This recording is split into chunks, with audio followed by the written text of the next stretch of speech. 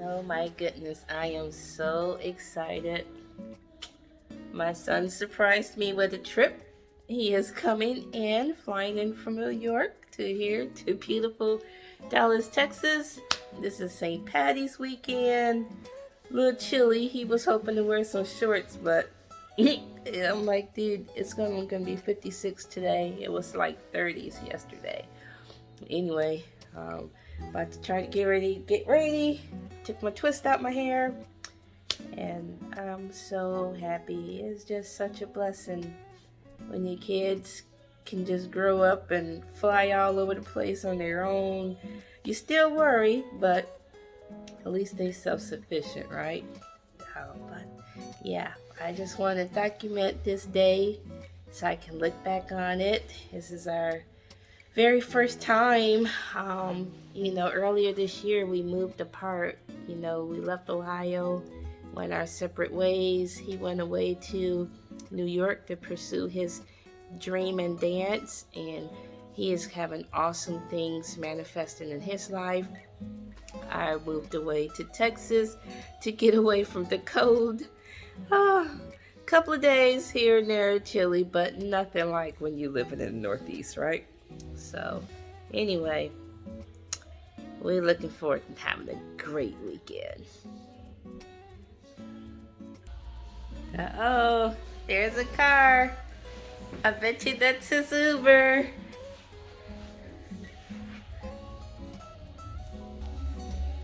Yes, it is. Baby!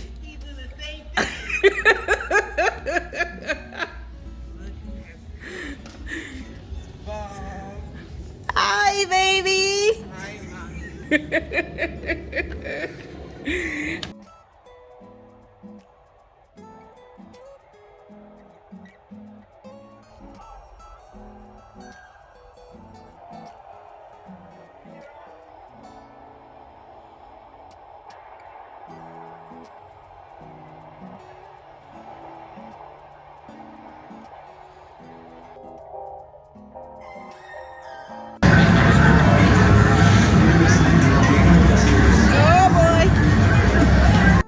Ooh.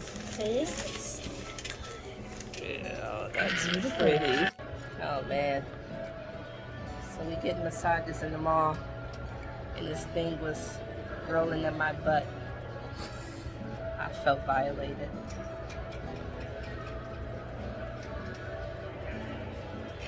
They didn't do anything to her, but What did they do to yours? not me. Give it a couple minutes. Not do that.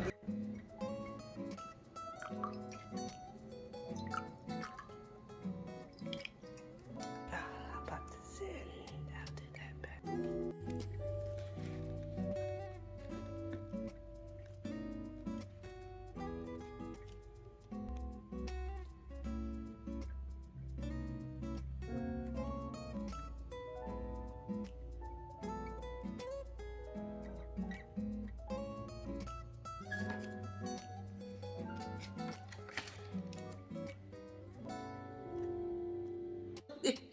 You said I.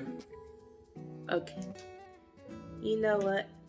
Every day I always be making sure my son does his thank yous, and this is like our first time ever doing thank yous together. So a lot of things that we created in our life because we wrote it out. I taught him how to manifest things, taught him that we are creators, and not a lot of people know that circumstances and things happen in our life because we are gods in our own world. We create our reality, and his life has just been magical once he's also come into this teaching. We spend a lot of times listening to Neville Goddard, Abraham Hicks, The Secret, The Law of Attraction, and I introduced him to this life in his 20s, and oh my gosh, I wish I'd known sooner at this time. He is self-taught in dance, ballet. He's been accepted into the most prestigious dance schools in New York. He's moved away from home in New York.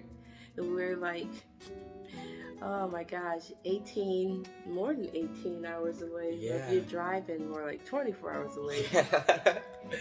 And just how God just has been really working in his life just by creating and imagining, writing down our goal posters. So I just wanted to make this video, this quick little footage of his visit here, and I wanted us to say a couple of our cards because even though the whole YouTube universe may be watching, this is more so for us to look back if we ever didn't have each other one day, and we can look back on these precious moments that we've already shared,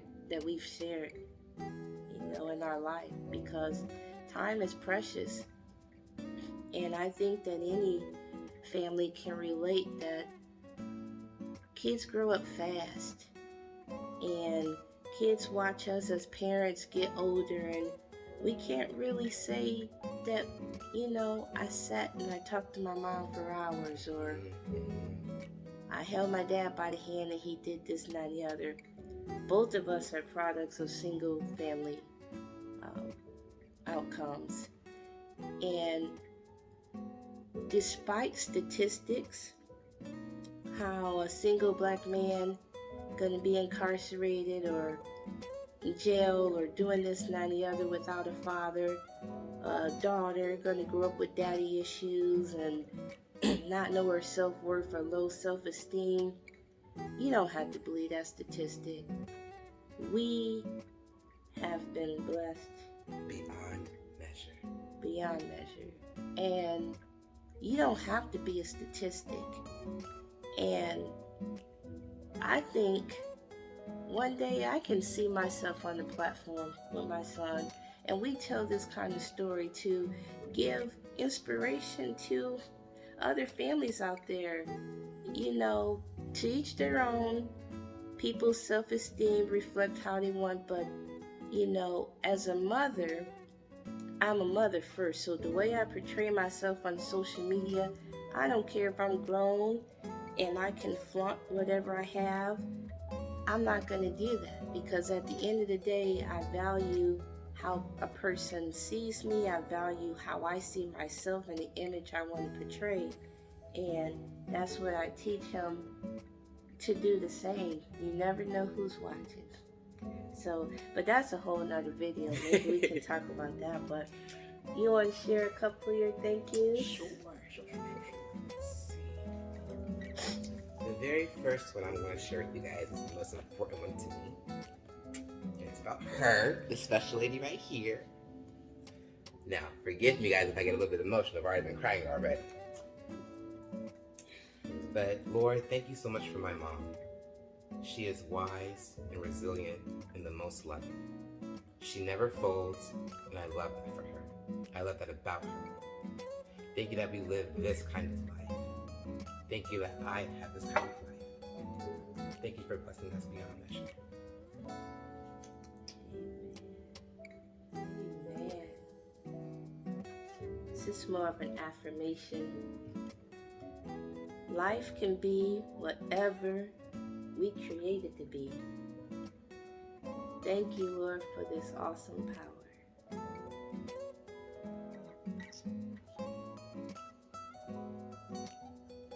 This one I think is going to hit with a lot of people that struggle with not only self-esteem but self-worthiness as well. So I am one that struggles with that a lot. So I constantly have to tell myself, you are loved and you are worthy of that. And I want a lot of people out there to know that too, regardless of what you've done, who you've done it with, what you've done it for, what you're currently doing, that you know you don't want to do anymore, whatever the case may be, that you may feel less than for. It's a trick of the enemy, and you have to know that. You have to not know it, but you have to believe it too. And you have to believe in something higher that can release you from whatever that you are feeling. Illness, a toxic relationship, whatever the case is. So thank you that I have so much love. Thank you that I am loved. People love me and I love them. I am loved. Amen. Amen. You know what? Ever since you was a baby, I said, do not do anything else. The first thing when you open your eyes in the morning, the first when you feel your consciousness coming in and you're awake, thank you, Lord, for waking us up this morning. Amen. We have to be so thankful because people all around us falling and dropping like flies. Every day. So young. So young. That's sad.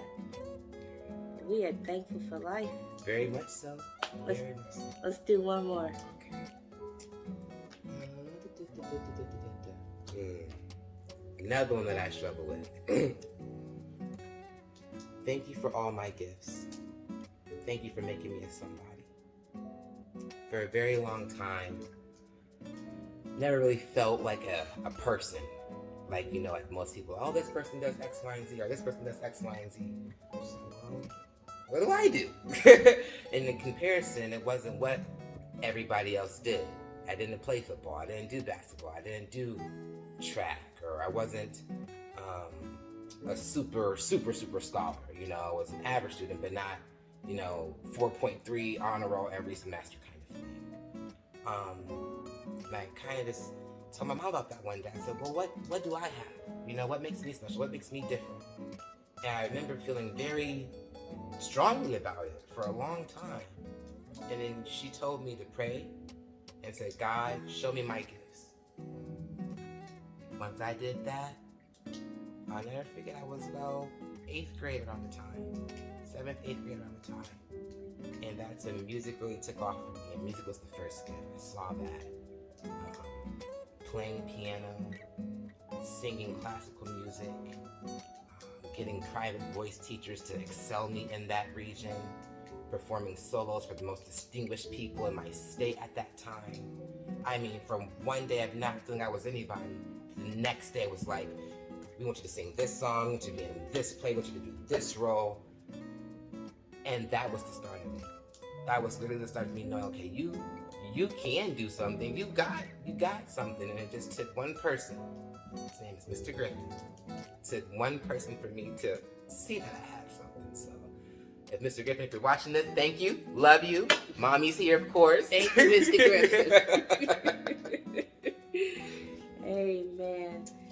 So yeah, people drop seeds and nuggets around us all the time. And I was just telling my son the other day, like, man, I wish it was more parents of the younger generations, you know, generation, Z, Millennials. and the millennials, who can teach their children this. You know, the youth are so socially awkward, and they didn't have to, they didn't acquire a lot of them.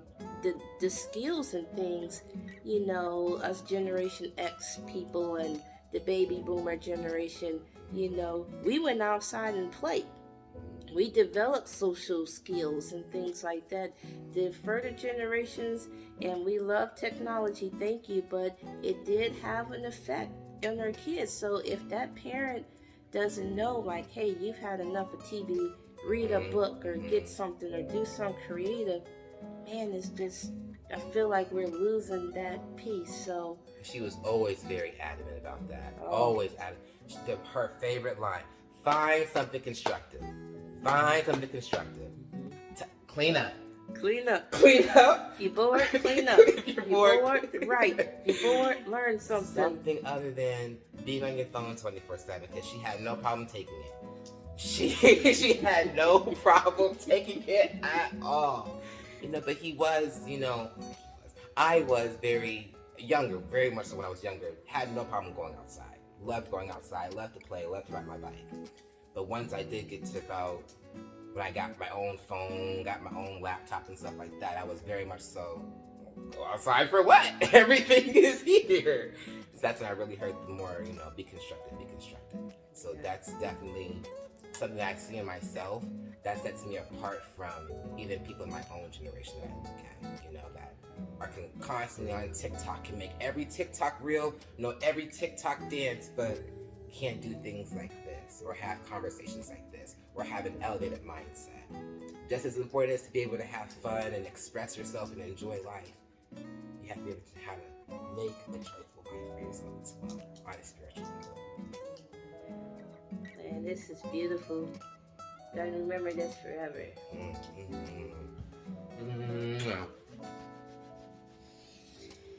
I guess on the next visit, we'll make our next video. On a lighter note. Everyone have a great weekend. Oh, this is Self-Care Sunday. It is.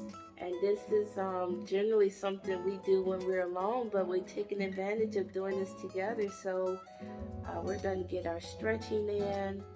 We might do some skincare. I think it's time for a facial, don't you think? I think so. Yeah. Facial time. So we better get out of here. Got to. It's already about 12 and we're still in our robes and scarves. And still have some tea to drink. Tea and everything. We had a late start. We had a long day last day. So yesterday was a very long day, action-filled. Did some shopping, movie theater, Dave & Buster's. So just a lot of quality time going on. I've been away for a while, so it's just time to get some time together. And I fly out early in the morning, super early in the morning. So we're gonna spend all the time that we can together today. Right. Love you guys. Love you guys. Bye, YouTube.